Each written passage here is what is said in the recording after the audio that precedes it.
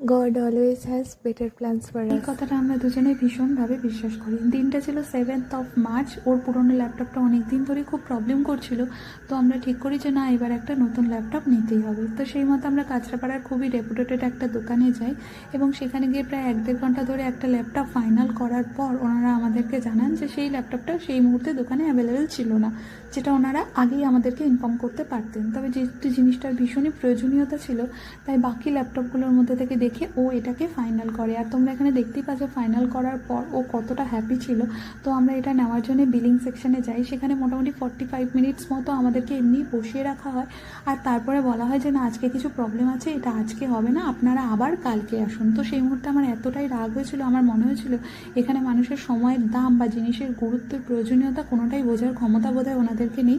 তো আমি বাড়ি এসে দাদার সাথে ফোনে কনসাল্ট করি, আর দাদা আমাদেরকে অনলাইনে আরও ভালো একটা ল্যাপটপ সাজেস্ট করে দেয় এবং পরের দিনকে সেটা ও অনলাইন থেকে কিনে নিয়েছিল।